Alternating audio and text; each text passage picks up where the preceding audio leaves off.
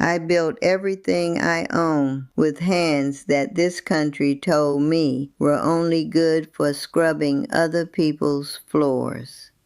62 years of real estate in Atlanta, property by property, brick by brick, while the system designed every single institution to make sure I never accumulated a dime.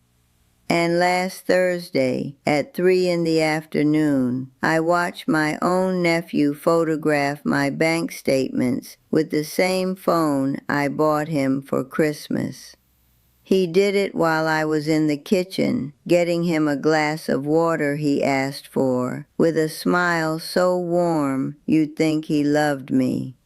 Now I'm going to tell you exactly how I dismantled him, but before I do, there is one master secret I learned from this entire ordeal. One thing that changed the architecture of my entire legacy, and I will only give it to you at the very end. You'll want to leave early. Don't.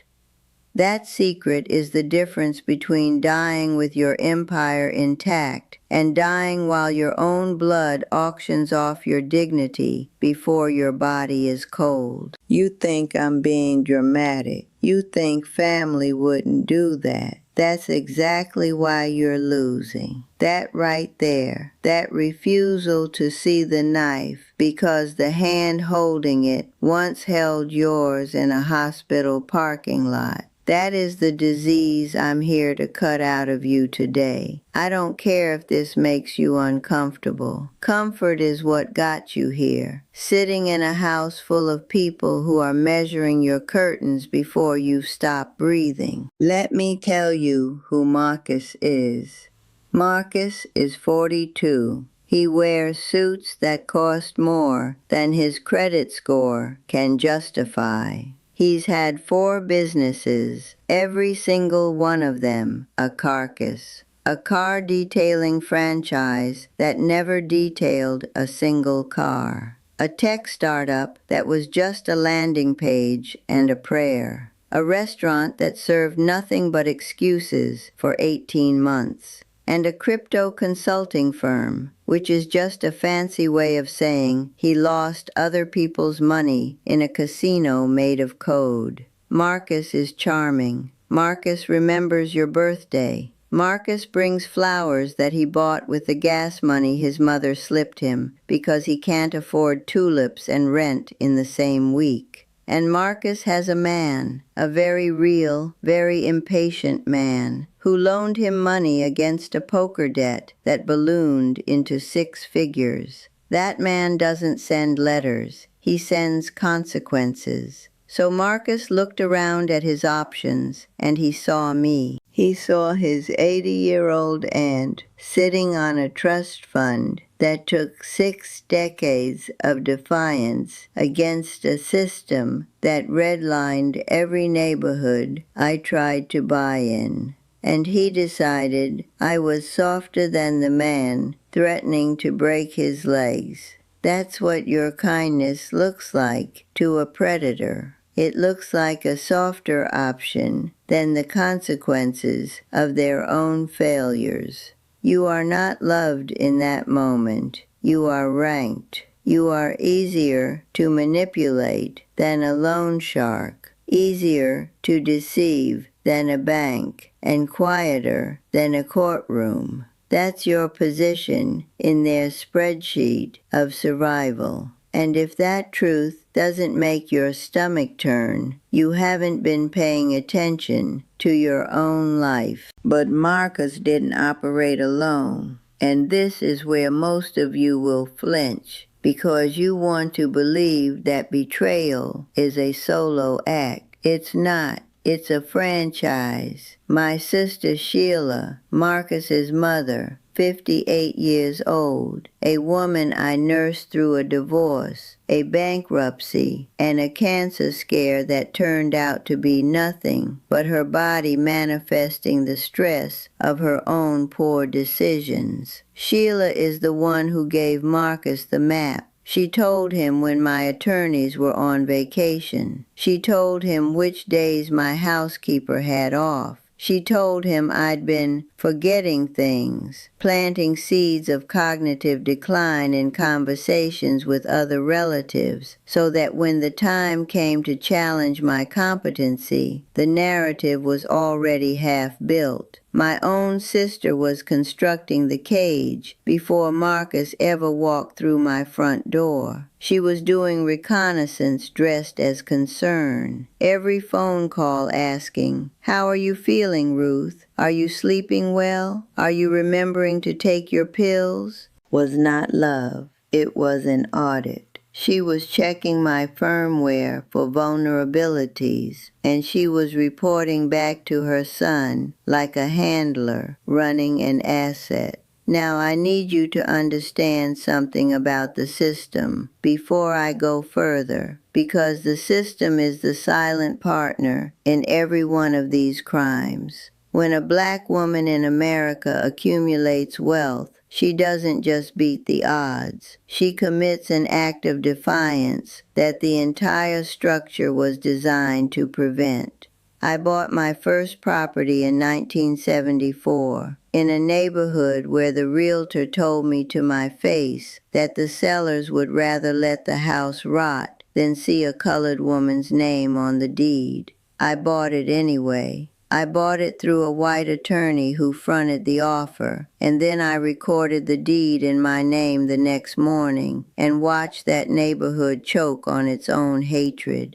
I did that 14 more times. I built a portfolio that would make any man on Wall Street nod with respect. And I did it while the system made sure every loan I applied for had a higher interest rate, every appraisal came in lower, and every insurance policy cost more because my skin was factored into the risk algorithm.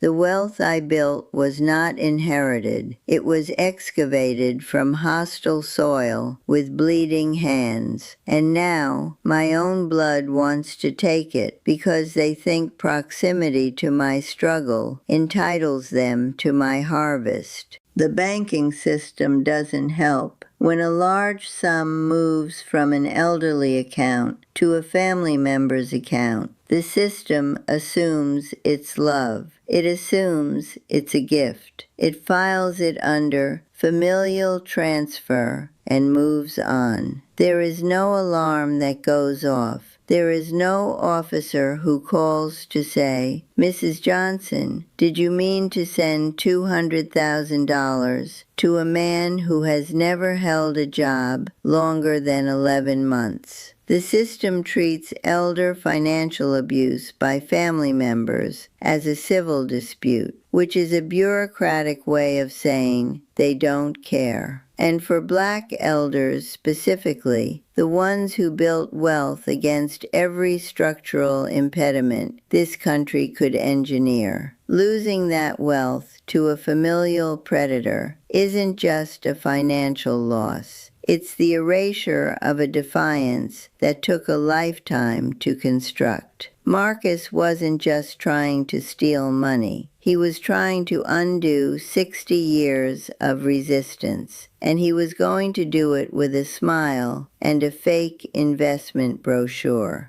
If you're still watching this and you recognize Marcus in your own family, if you have a nephew, a cousin, a child, a grandchild who visits just often enough to stay in the will, but never often enough to actually know how you take your coffee, then stop pretending it's love. Type strength in the comments right now, because what I'm about to teach you is the counter-offense that the system will never give you. 6 months before that Thursday, I felt the shift. I felt it the way you feel a change in weather before the sky even darkens. Marcus started visiting twice a week instead of twice a month. He started fixing things around the house that didn't need fixing. He complimented my housekeeper until she trusted him. He He memorized the code to my front gate. He brought desserts from the bakery on Peachtree Street because he remembered I liked their pecan pie, and he made sure to mention it every time. I remembered, Auntie. I always remember. That sentence, I always remember, was not affection. It was a branding exercise. He was installing himself as the caring nephew in the memory of everyone who worked in my house. So when the time came to dispute my decisions, he'd have witnesses to his devotion. I recognized the pattern because I've seen it before. I've seen it in business partners who get friendly right before they try to renegotiate.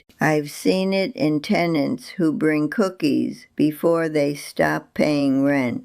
Kindness with a schedule is not kindness. It's a campaign. So I made a phone call that Marcus will regret for the rest of his natural life. I hired Miller. Miller is 50, ex-homicide detective, spent 22 years on the Atlanta PD before he got tired of watching the department protect people who look nothing like me. He runs a private security consultancy now, and I brought him on with one instruction: watch my family like they're suspects, because they are. Miller installed cameras in my library, in my study, in the hallway outside my safe room, high definition, motion activated, cloud backed. He also ran a diagnostic on my home network and found that Marcus had attempted to access my Wi-Fi 3 separate times in a single month, each time from the driveway, trying to get into the system that connected to my smart home, my security feeds, and my digital banking portal. 3 attempts. This wasn't curiosity. This was a siege. When that Thursday arrived and I saw Marcus in the reflection of my grandmother's crystal cabinet, his phone aimed at my trust documents like a sniper's scope, I did not react.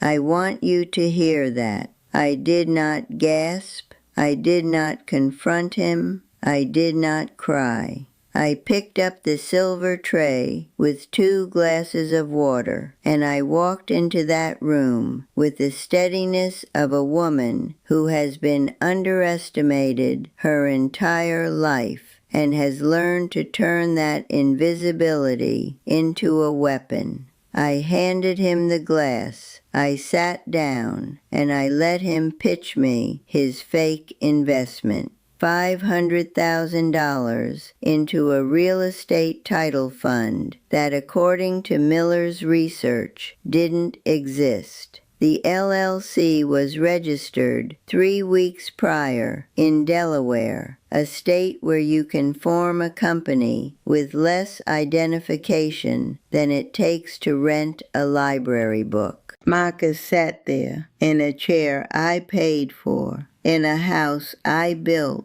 drinking water I poured, and he asked me to sign a document that would transfer management of my assets to a shell corporation controlled by him. He looked me in my eyes while he did it. He didn't blink. Predators never blink when they're feeding. I let him finish his entire presentation. Every rehearsed line, every fabricated return projection, every carefully constructed lie about keeping it in the family. And when he was done, when he sat back in that chair with the confidence of a man who believes old means stupid, I told him I needed 2 days to review the paperwork. He smiled. He actually smiled. He thought he'd won. But what I was doing in those 2 days was preparing the theater for his execution. I called a family meeting. I told everyone it was about estate planning, which wasn't a lie. I just didn't mention whose estate was being planned to exclude whom. Marcus arrived in his best suit. Sheila dialed in on Zoom, her face carefully arranged into a mask of maternal concern. My other relatives sat around the dining table, the same table where we'd shared Thanksgiving dinners and birthday cakes and every other ritual that Marcus was now weaponizing against me. I let the small talk happen. I let the coffee get poured. I let Marcus feel safe. And then I pressed play. The video appeared on the screen I'd had Milla set up that morning.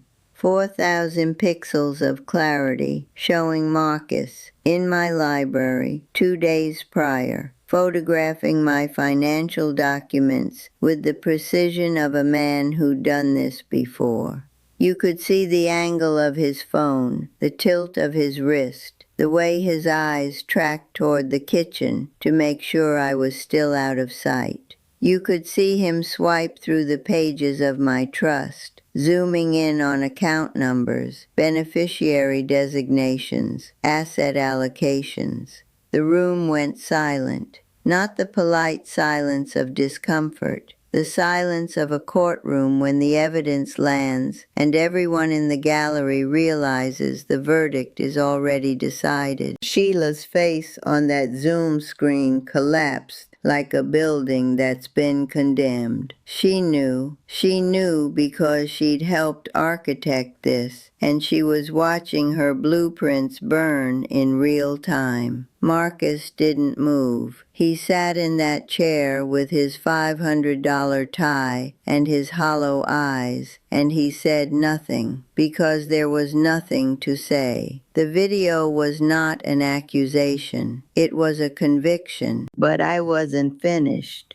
I placed a second document on the table, a new addendum to my estate trust, already signed, notarized, and filed with my attorney. That addendum stated, in language so precise it could cut glass, that any attempt by Marcus or his direct descendants to contest my will, to petition for financial assistance from my estate, or to challenge my mental competency would trigger an immediate and irrevocable transfer of 100% of their designated inheritance to the National Center for Elder Financial Protection. Every dollar, every property share, every single cent that would have gone to Marcus and his line would instead fund the very organization dedicated to prosecuting people exactly like him. I didn't just remove him from my legacy. I turned his crime into the mechanism of his erasure. If he fights, he loses everything. If he stays silent, he gets nothing. The trap is airtight because I built it with the same patience I used to build everything else in my life. Marcus left my house that evening with nothing, not the money, not the investment, not even the remnants of his reputation, because every person sitting at that table now knew exactly what he was. And Sheila's Zoom window went dark 3 seconds after the video ended. She hung up without a word. That silence was the loudest confession I've ever heard. Now let me tell you what I did after they left, because this is the part most people skip, and it's the part that will save your life. I sat in my library, in the same chair where Marcus had tried to photograph my future out from under me, and I drank a cup of chamomile tea with L-theanine powder stirred into it. Not because I was shaken, because I refuse to let betrayal become inflammation. I refuse to let a 42-year-old parasite raise my cortisol levels and shorten my life by a single day. I have survived the system. I have survived redlining, predatory lending, medical racism, and the particular cruelty of being a black woman whose success is treated as an anomaly rather than an achievement. I will not be killed by my own nephew's greed. My longevity is not accidental. It is architectural. I eat wild blueberries every morning because the anthocyanins protect the neural pathways that keep my executive function sharper than Marcus will ever be. I do breath work that stabilizes my vagal tone so my heart rate stays steady even when my own blood is trying to pick my pocket.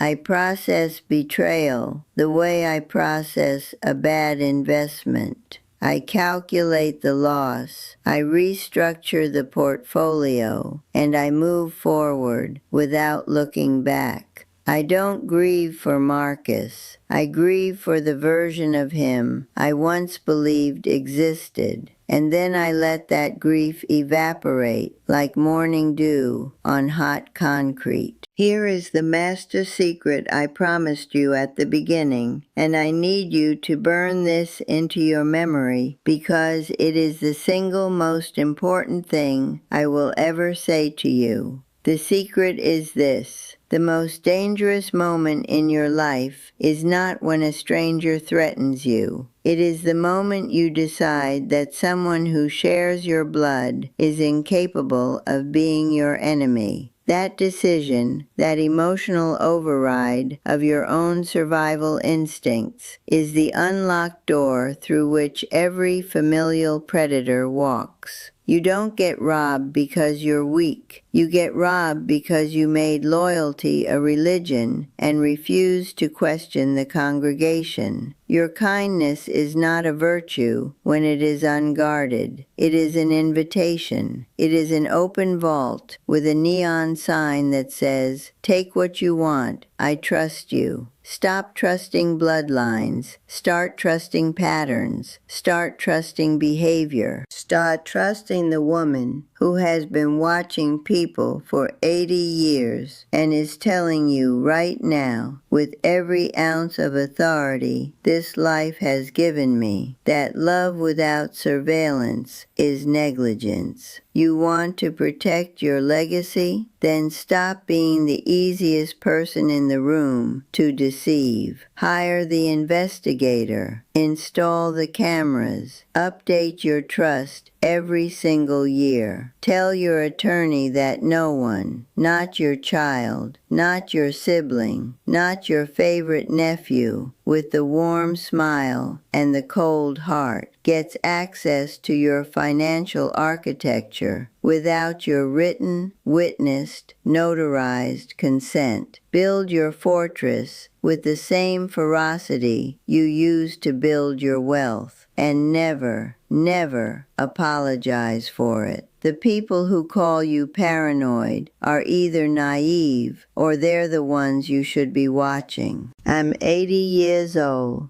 I've buried friends who died heartbroken because their children stole their retirement. I've watched women who survived Jim Crow get taken down by their own grandchildren with a power of attorney and a forged signature. I refuse to be one of them. And if you're still watching, if you've made it this far, then you refuse to be one of them too. Type legacy in the comments if you're ready to stop being a target and start being a fortress. This isn't about being cold. This is about being alive long enough to enjoy every single thing you built, surrounded only by people who earned the right to be in your presence. Lock the door, light the fire, and let the predators find someone else's house to haunt, because yours just became impenetrable.